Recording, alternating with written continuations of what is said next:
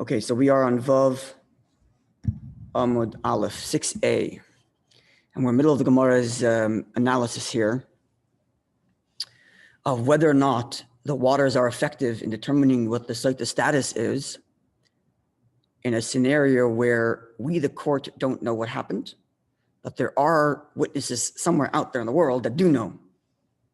That's the question at hand. And the Gemara at this point wanted to use our Mishnah as a proof that it did not work. I'm sorry. Proof that it won't work. Right, because the witnesses are valid. Right? Because our Mishnah said that one of the cases of a woman who doesn't eat terumah, right, a woman who's married to a kohen, and ordinarily she'd be able to eat his terumah, but under certain circumstances, she may not. The first scenario was where she herself admitted to infidelity. The second scenario was where witnesses came and testified to her infidelity. That was case number 2.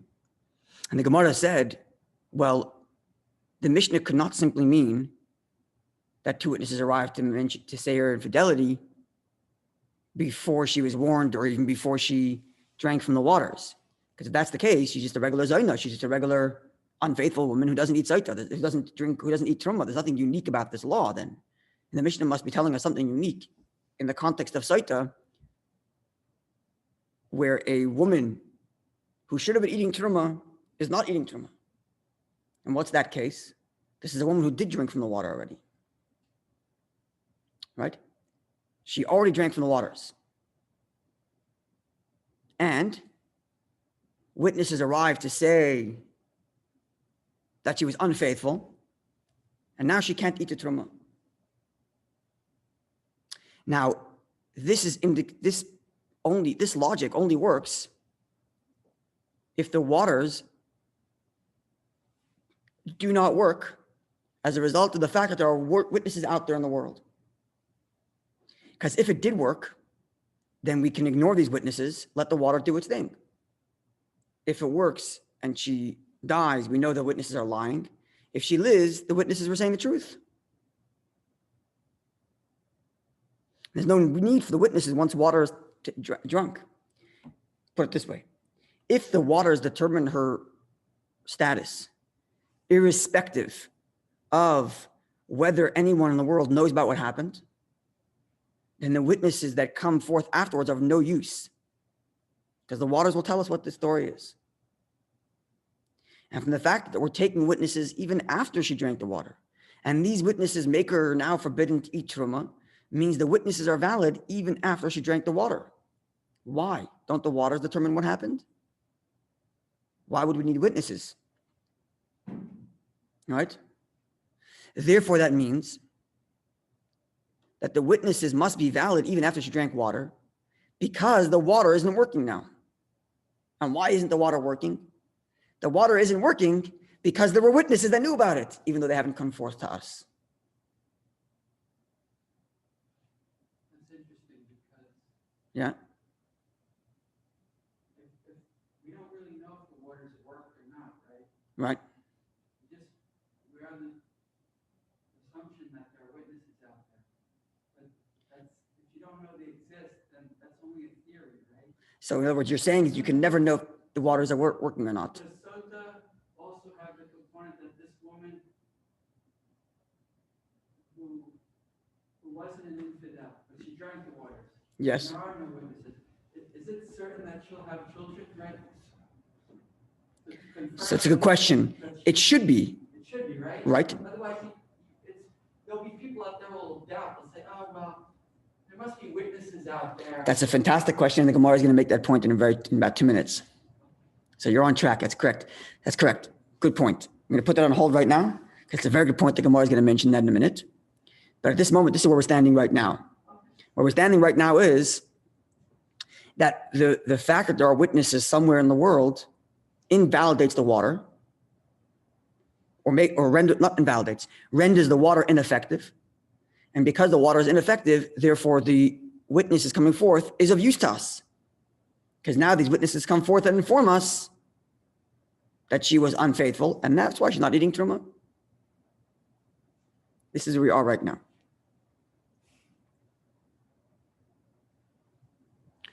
So now the Gemara introduces another variable which changes the dynamic. Right now, there's only one variable, which is, well, I should say, yeah, there's one variable that will either say the waters is valid or invalid. That variable is, are there witnesses somewhere out there? And the existence of witnesses render it ineffective. And therefore, we want these witnesses to come forth and tell us what happened. And that way we can decide whether or not she eats truma. Now the Gemara is going to introduce another variable. And this other variable is now going to further limit the scope of what we mean when we say that these witnesses are of use. So let's see. So till now, it's been Rav Amram speaking in the name of Rav Sheshes. Amar le Rav Yosef. Rav Yosef says, we're about a quarter to the bottom of the page. The line begins with the word milsa. If you're looking on the screen, I'm pointing at it. No, a quarter towards the end. The line is milsa, lamafreya, tesadi, shakri, ninu. The last two words are amar le. And then the line under it is Rav Yosef. It's a little bit higher than the water. It's in the narrow set of lines. Yeah. So amar le Rav Yosef. Rav Yosef responds as follows. La'olam, in reality, actually, Emalach, I could suggest to you that mayim boit genoisa, that even the fact that there are witnesses out there in the world do not render the waters invalid or ineffective. They still work. Now, if that's the case, if they still work, then what's the use of the witnesses coming forth? Seemingly, the water is effective, and the water will determine what happened. The witnesses seem to be of no effect. So why would Rav Yosef maintain two things at once? On the one hand, he's maintaining that the waters do work, even though there are witnesses out there in the world. And yet, he still says the witnesses are valid. Well, if it's working, then let the waters decide. Says Rav Yosef because there's another variable. But in this case, we can say, she has some merit, and that merit is preventing the waters from doing any damage on her. So that is another variable. Another thing which can render the waters ineffective. Namely, does she have some merit to prevent the punishment from happening to her? Maybe a defense more than a merit. Maybe if her husband wants.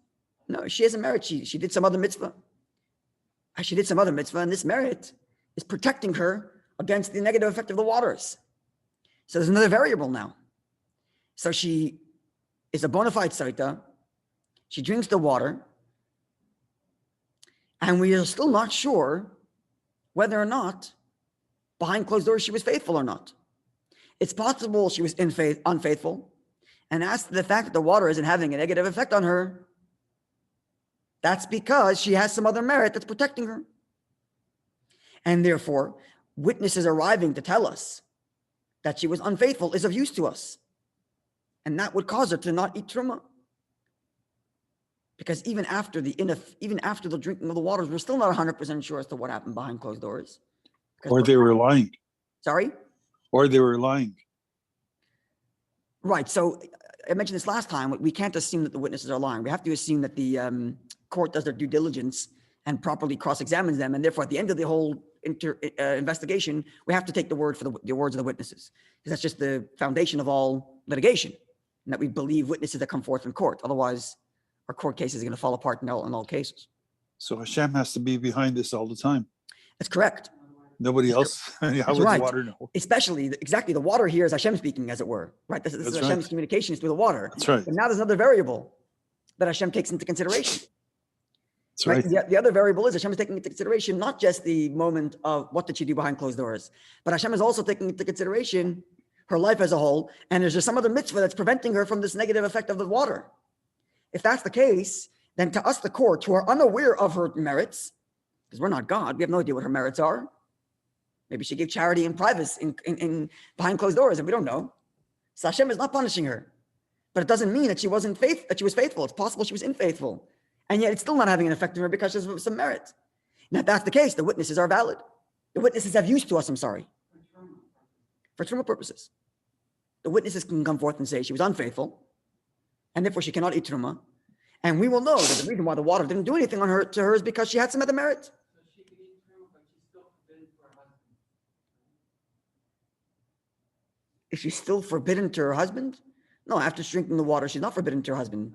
But now, with the witnesses, she would have to be forbidden from her husband. Yes, with the witnesses, she would have to go to be forbidden.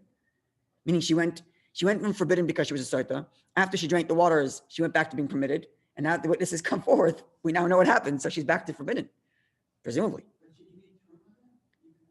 She can't eat truma now either. After the witnesses come forth. Before the witnesses come forth, she can because she drank the water already. Even though it's possible that the water is ineffective for another reason, and really she is unfaithful, but we take the water as on face value at this point. But now the witnesses come forth and tell us she was unfaithful. So then we have to determine, really she was unfaithful. And therefore she can't eat truma and she can't be intimate with her husband. And it adds to the fact that the waters had no effect on her, and must be some merit that's protecting her. So it's another variable now.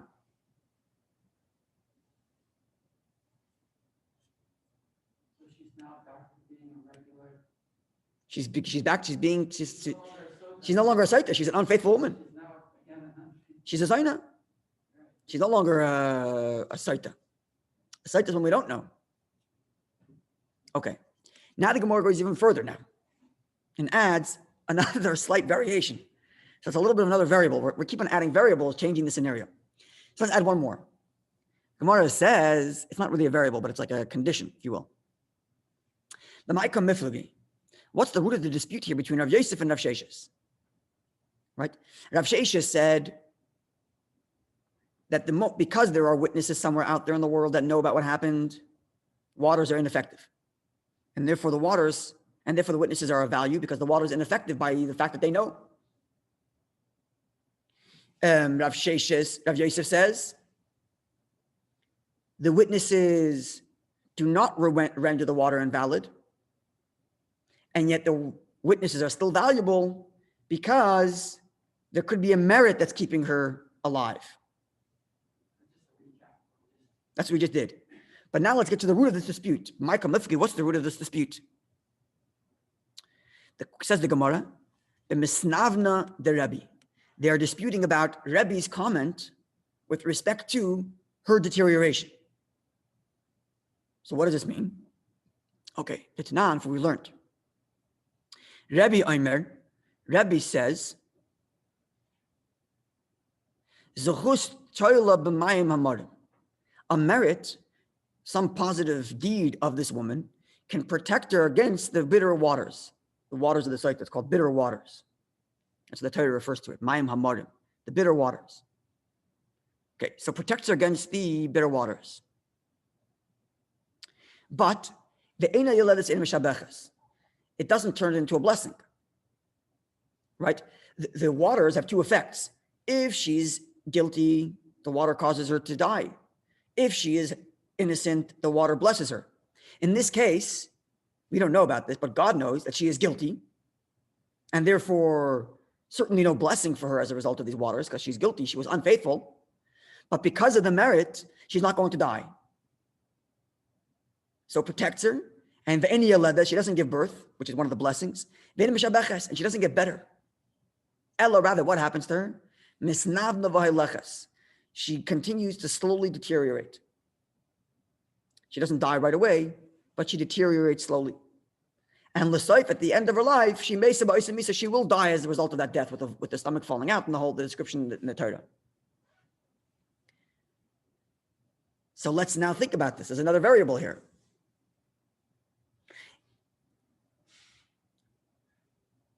If it was a merit, right?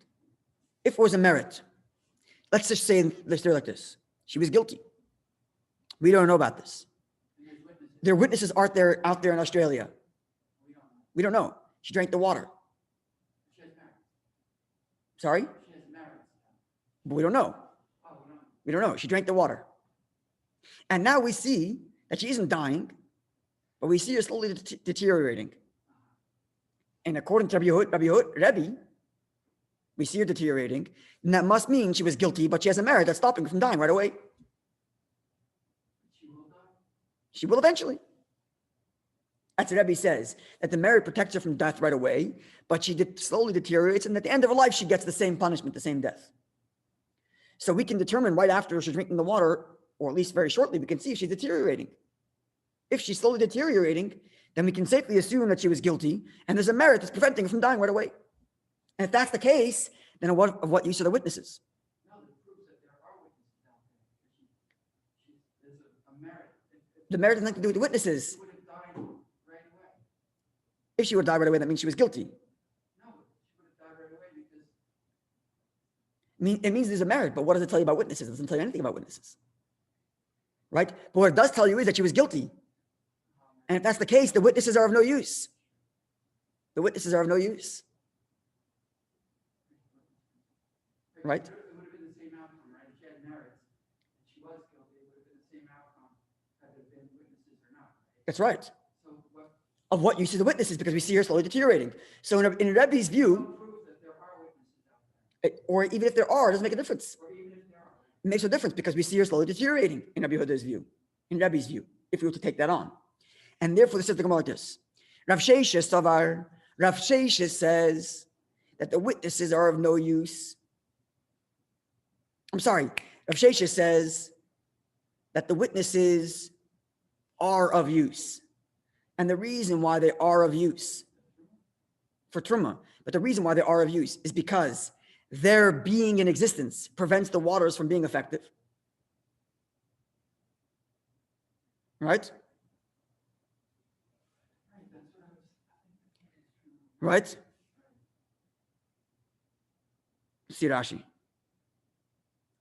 Well, yeah, that's right. That's the competing opinion, right? That he says. Yeah. So let's like this. So Rav Sheshes says, like this. So Rav Sheshes says that the presence of witnesses in the world prevent her. Not even need a merit. It's right. Doesn't need a merit, and it's ineffective. And therefore, from the fact that she is not, deteriorating, right? Means it's ineffective. That's right.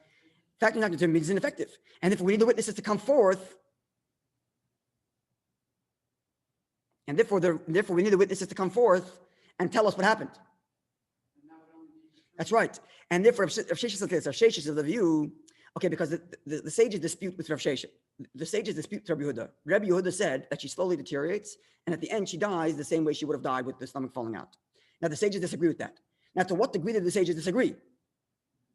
Rav Sheshes is of the view, Bein Rabbi, whether you're of the opinion of Rabbi, which certainly says she starts to deteriorate, and at the end she dies, Ubein Rabbanon, and whether you're according to the sages which disagree with Rabbi, he misnavna, she does deteriorate. So where's the dispute between Rabbi and Rabbanon? The sages are of the view that she deteriorates but doesn't die that terrible death at the end. She dies of natural causes or some other way. Whereas Rabbi says she slowly deteriorates and dies at the end, this terrible death. Which means before the moment of her death, according to Rabbi and according to Rabbanon, what's happening to her is the same. She's deteriorating. she'll have her stomach. So according to Rabbi, at the end of her life, her stomach will fall forward. And according to the sages, it won't. But right now, post-drinking, before her death, what she looks like is the same because she's slowly deteriorating. It's still having an effect from the Sotah water, even if she has a merit, because she's slowly deteriorating. Now, if that's the case, this woman who's not deteriorating at all, it's because there are witnesses somewhere out there in the world. And if there are witnesses out there somewhere in the world, we want them to come forth to tell us what happened. And that way, she won't be able to eat truma. Right? Whereas Rav Yosef Savar, Rav Yosef says, Rabbi, according to Rabbi, he misnavda, she slowly deteriorates. The Rabbanon le'av misnavna. The sages, which disagree with Rabbi, don't just disagree on the end result of whether she dies of a terrible death, but they disagree on what happens right after she drinks the water. According to the sages, no deterioration if she has merit. Which means merit will invalidate the Sotah waters completely, and Therefore, that alone is good enough reason to make the witnesses valid.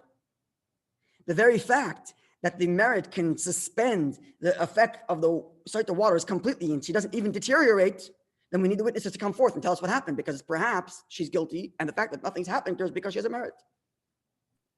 That's, So yes. either she dies a slow death or a quick death. Right, so this is the dispute here. Rabbi, there's really three opinions here. Let's break it down. Rabbi is of the view that if she has a merit, let's put witnesses aside for a second. Rabbi is of the view that if she has a merit, she's going to slowly deteriorate and die at the end of terrible death. Rabbi's view. Now, if that's the case, then, okay, that's view number one. Just leave that. Then there is the sages. And within the sages, there are two views as to how you understand the sages. All we know is that sages disagree with Rabbi. But to what degree do they disagree? Do they agree that she will deteriorate if she has a merit, but that she won't have a terrible death at the end? She'll just have a natural death, but she will deteriorate. That's view number one in the sages. Now, if that's the case, then right after she drinks the water and she has a merit, Rabbi and Rabbanan will see the same effects on her, that she's slowly deteriorating. The only dispute comes at the end of her life. Does she die a terrible death of the Sotah with the stomach falling out, or does she die a regular natural death? The sages. That's opinion number two. So the sages say deteriorate, regular death. Sages say, Rabbi says, deteriorate, terrible Sotah death. Opinion two. Opinion three is that merit completely invalidates a Sotah and no deterioration whatsoever. Now let's throw in the variable, the witnesses. Okay? If you're of the view that the merit causes deterioration, right? Irrespective of what happens at the end of her life. Even according to the sages, Rabbi or the sages, whatever it is, but right now there's deterioration. If that's your view, then when we see a woman drink water and she's completely healthy afterwards, no deterioration whatsoever. So it must be there are witnesses out there in the world invalidating, rendering the Sotahs and waters ineffective. The fact that she is healthy right now means there's another variable. Because how could she be healthy? Even if she has a merit, she should be deteriorating. So why is she healthy? Either because she's innocent, or because there are witnesses out there that make it invalid, that cause the waters ineffective. If you're of the view that a woman with a merit still deteriorates, if that's your view, then when you see a woman drink the Sotah waters and she's completely healthy, what are your options? Why is she healthy? Either she's innocent, and that's why she's healthy, or option B, there's another variable keeping the waters from being ineffective, namely witnesses.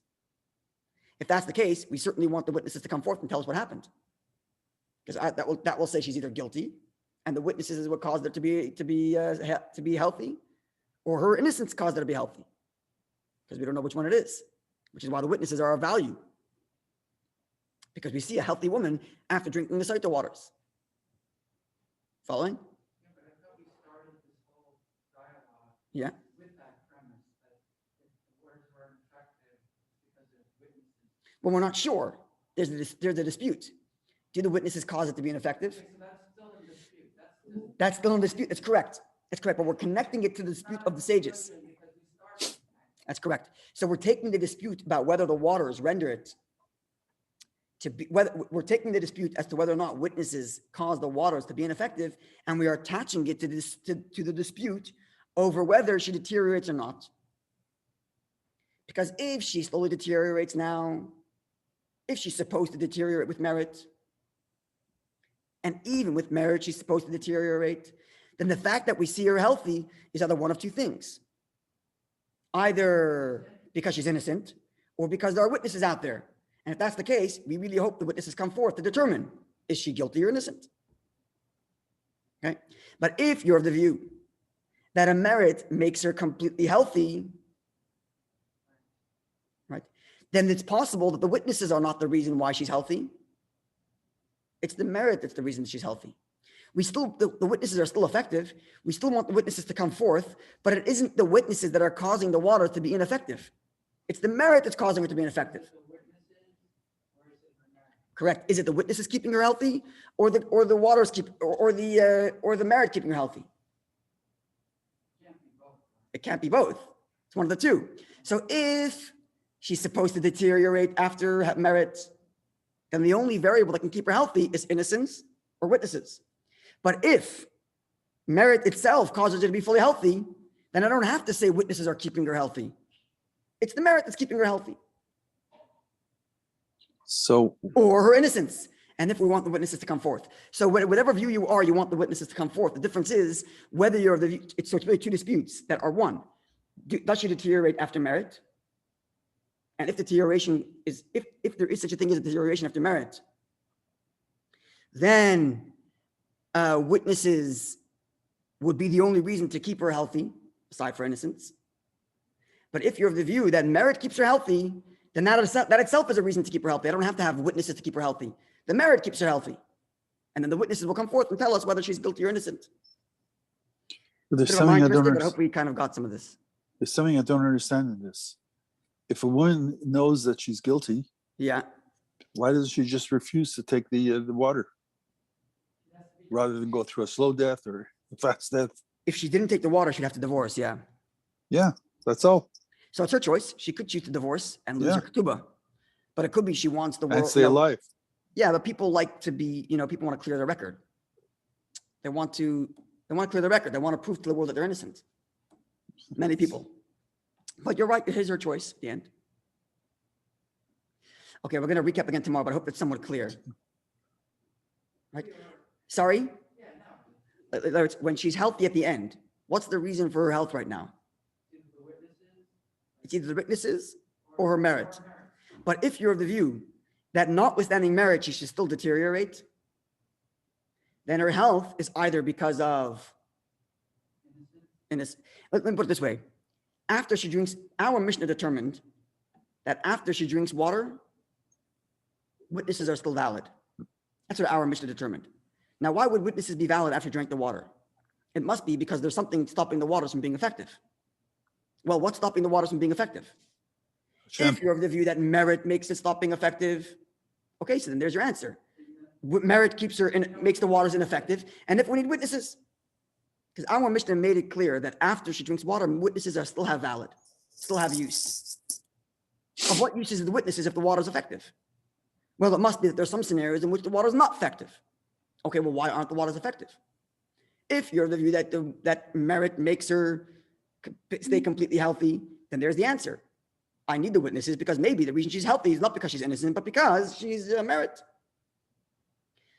That's option A. But if you're of the view that merit does not make her healthy, merit, even with merit, she'll still deteriorate, then of what use is the witnesses after she drank the water? Because the presence of witnesses kept her healthy. And there's the essence of your dispute. Okay, have a wonderful day.